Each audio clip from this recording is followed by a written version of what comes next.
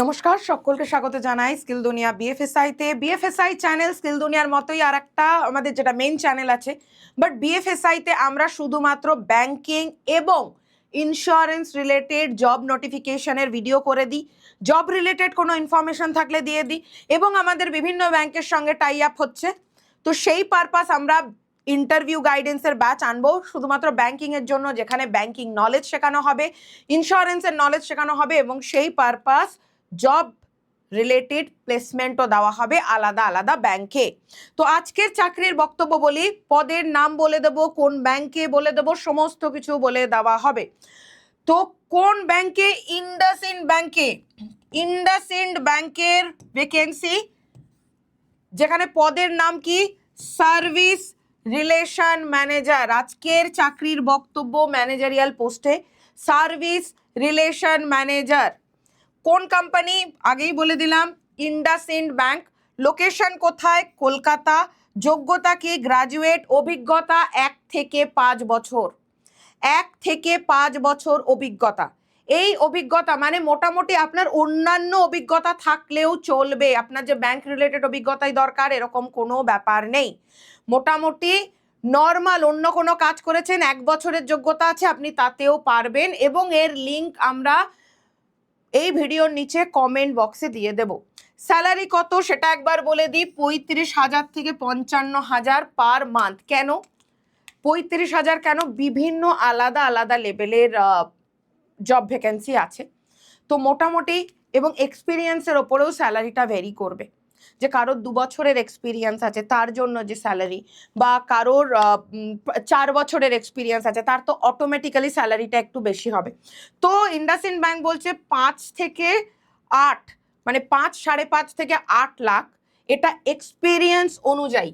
মানে আপনি কীরকম এর আগে আপনার জবের এক্সপিরিয়েন্স আছে, যদি সেটা বেশি সময়ের জন্য হয় সেক্ষেত্রে কতটা, তো স্যালারিটা তাই জন্য বলছে ভ্যারি করবে 35 থেকে 55,000 মাসে। এছাড়া স্যালারি ছাড়া আর কি কি সুবিধা দেওয়া হচ্ছে? এক তো ইনসেন্টিভ, পিএফ, আর কি gratuity, medical insurance, career growth. Medical insurance কিন্তু আজকালকার দিনে প্রচণ্ড জরুরি একটা জিনিস। বড় কোম্পানিগুলো যেমন টিসিএস বা যদি ইনফোসিস বা টেক মাহিন্দ্রার কথা বলি, এরা যেরকম এমপ্লয়কে একটা মেডিকেল ইন্স্যুরেন্স দেয়, আজকাল কিছু কিছু প্রাইভেট ব্যাংক তারাও নিজেদের এমপ্লয়কে মেডিকেল ইন্স্যুরেন্স দিচ্ছে এবং বেশ ভালো টাকার দিচ্ছে। তার কারণ যত ভেজাল আমরা আজকাল খাচ্ছি, মানে আগেকার দিনের মতো তো নেই যে খাঁটি সর্ষের তেল বা সবজি লাগালেও সেটা খাঁটি। এখন তো মাছেদেরকে তাড়াতাড়ি বড় করার জন্য ভুজুং বাজাং খাবার দেওয়া হচ্ছে। মানে এমন এমন ভেরি তৈরি হয়েছে যে খাদ্যের যোগান দেওয়ার জন্য তাদেরকে এমন এমন খাবার দিচ্ছে, সেই মাছটা যখন মানুষজন খাচ্ছে তাদের শরীরে সেই লেভেলের রোগ বাসা বাঁধছে। তো ভেজালের পরিমাণ এত বেড়ে গেছে, রাস্তাঘাটে রেস্টুরেন্ট বেড়ে গেছে, এবং যারা আমাদের বয়সী এবং আমাদের থেকে যারা ছোট তাদের মধ্যেও একটা বাইরে খাওয়ার প্রবণতা আমাদের বেড়ে গেছে। এটা বেড়েছেই, এটা স্বীকার করতে হবে, না স্বীকার করে কোনো উপায় নেই।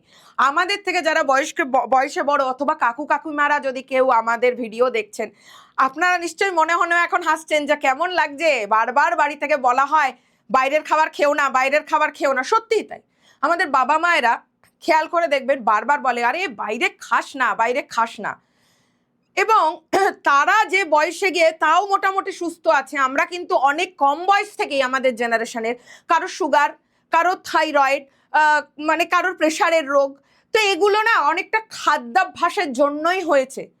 এর থেকে কখনো যদি খেয়াল করে দেখেন যে বাবা মায়েরা বরঞ্চ আমাদের বয়সের তুলনায় ঈশ্বরের কৃপায় বাড়িতে সুস্থ আছেন, তো নিশ্চয়ই যে সকল কাকু কাকিমা বা জেঠু জেঠিমারা আমার ভিডিও দেখছেন আর নিশ্চয়ই মনে মনে হাসছেন যে এই জন্য বলি বাইরের খেতে না। তো মেডিকেল ইন্স্যুরেন্সের টপিকে কথা বলছিলাম।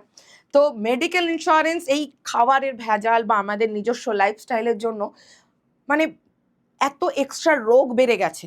মানে আজকাল তো নতুন নতুন রোগ এসছে, কোভিড। আর আমাদের ছোটবেলায় কোনোদিনও শুনিনি স্কুল কলেজে কারোর ক্যান্সার হচ্ছে, কারণ ওটা না মানে ছোটবেলা থেকেই বুঝতাম রাজরোগ। কেন রাজরোগ? না প্রচুর পয়সা খরচ হয় ওই ট্রিটমেন্টটা করতে। তারপরেও আমাদের মতন যারা মধ্যবিত্ত বা নিম্ন মধ্যবিত্ত পরিবারে বিলং করি আমরা, তো তাদের কাছে ওই টাকাটা প্রচুর প্রচুর মানে প্রচুর, মানে সত্যিই রাজরোগ। কিন্তু আজকাল যেন মনে হয় ঘরে ঘরে কারোর না কারোর ক্যান্সার। একবার আমাদের জেনারেশনের ছেলেমেয়েরাও যদি এই ভিডিওটা দেখছেন, কজন আমাদের সময় কারোর বাবা বা কারোর মায়ের ক্যান্সার হয়েছে, এগুলো কিন্তু আমরা শুনতাম না। কিন্তু আজকাল স্কুল কলেজেও যদি দেখেন ছোট ছোট বাচ্চাদের বাড়িতে কেউ না কেউ হয়তো ক্যান্সার রিলেটেড পেশেন্ট আছে বা অন্য কোনো বড় রোগ আছে, কারোর ডায়ালিসিস চলছে, এগুলো না খুব বেড়ে গেছে। সেটার কারণটা কিন্তু ভেজাল খাবার। যাকে আমি বেশি এইসবে কথা বলবো না। তো মেডিকেল ইন্স্যুরেন্স থাকাটা দরকার। হঠাৎ কোনো বিপদ হলো, সেক্ষেত্রে মেডিকেল ইন্স্যুরেন্সটা আজকালকার দিনে খুব দরকার আমাদের নিজেদের লাইফস্টাইলের জন্য। তো এরা ইনসেন্টিভ দিচ্ছে, স্যালারি বাদে পিএফ দিচ্ছে, গ্র্যাচুইটি দিচ্ছে। সব থেকে প্লাস পয়েন্ট আজকালকার দিনে আমি বলবো সেটা হচ্ছে মেডিকেল ইন্স্যুরেন্স। আর তাছাড়া কেরিয়ার গ্রোথ তো আছেই, মানে যতদিন আপনি সার্ভিস করবেন, আপনি নিজে থেকে যদি চাকরি ছেড়ে না দিচ্ছেন, চাকরিটা কিন্তু পার্মানেন্ট। যত আপনি এটার দিকে মন দিয়ে কাজ করবেন, কেরিয়ার গ্রোথ আছেই। কারণ বড় ব্যাংক, ইন্ডাসইন্ড ব্যাংক বেশ বড় ব্যাংক এবং ব্র্যান্ডেড ব্যাংক। জব রোল কি? প্রিমিয়াম কাস্টমারকে হ্যান্ডেল করা, রিলেশনশিপ মানে কাস্টমারের সঙ্গে একটা ভালো ব্যবহার বা রিলেশনশিপ মেনটেন করা, কেওয়াইসি ব্যাংকিং প্রসেসকে ফলো করা, আপডেটেড রাখা, কাস্টমাররা কোনো প্রবলেম পড়েছে বা অনেক সময় হয় না কাস্টমাররা বুঝতে পারছে না কোনো পারপাস টাকা কেটে নিয়েছে, কিন্তু কি পারপাস, বা তারা ভয় পেয়ে গেছে কোনো কারণে, সেগুলোকে সলভ করা। ব্যাংকিং এর প্রোডাক্ট সেল করা। ব্যাংকিং প্রোডাক্ট মানে কি? হতে পারে সেটা এফডি, হতে পারে সেটা ইন্স্যুরেন্স, হতে পারে সেটা আরডি, হতে পারে সেটা নতুন অ্যাকাউন্ট খোলা। এগুলোই তো ব্যাংকের প্রোডাক্ট, এগুলোকে সেল করা। আর ব্রাঞ্চের যে টিম, তাদের সঙ্গে কোঅর্ডিনেশন রাখা। মানে আপনি যদি আপনার টিম কি কাজ করছে বা কোন কাস্টমারের সঙ্গে ভিজিট করতে যাচ্ছে, কালকে কি কাস্টমারের সঙ্গে ভিজিট করতে যাচ্ছে, সেটাই যদি না আপনার কাছে খবর থাকে, আপনি যদি কোঅর্ডিনেট না করেন, একে অপরকে হেল্প না করেন, তাহলে তো আপনার ম্যানেজার হয়ে লাভ নেই। ম্যানেজারের কাজ কি? টিমকে ম্যানেজ করা, কে কোথায় যাবে, কালকের কাজ কি, গুছিয়ে রাখা, তাই না? তো এটা হচ্ছে জব রোল।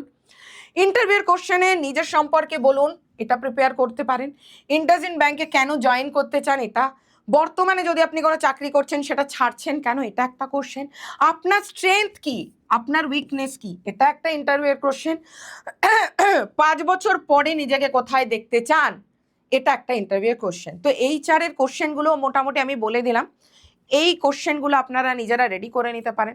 আর ব্যাংকিং রিলেটেডও কিছু কোশ্চেন, যেহেতু ব্যাংকের ইন্টারভিউ, সেগুলো একটু দয়া করে লিখে নিন অথবা স্ক্রিনশট নিয়ে নিন। জেনারেলি যে কোশ্চেনগুলো করে, কেওয়াইসি কি, কাসা কি, সেভিংস আর কারেন্ট অ্যাকাউন্টের মধ্যে পার্থক্য কি, এফডি আরডির মধ্যে পার্থক্য কি, এনইএফটি, আরটিজিএস, আইএমপিএস এর পার্থক্য কি, এবং অনেক সময় এদের ফুল ফর্মও জিজ্ঞেস করে যে আইএমপিএস এর ফুল ফর্ম কি, আরটিজিএস এর ফুল ফর্ম কি, এনইএফটির ফুল ফর্ম কি, এগুলো জানতে হবে।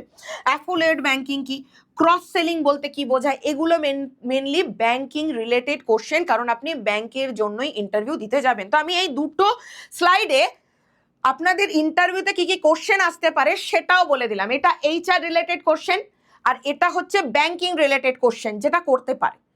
কাস্টমার হ্যান্ডেলিং এর ক্ষেত্রেও কিছু কোশ্চেন আছে, সেগুলোও লিখে নিন।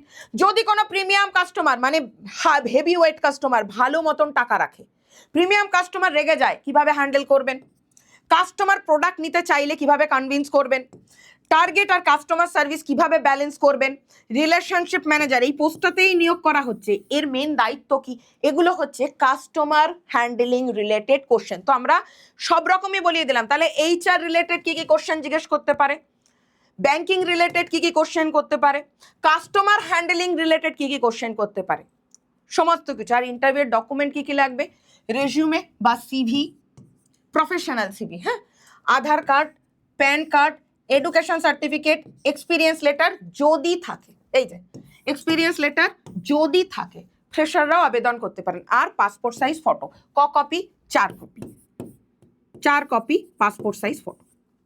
হলো।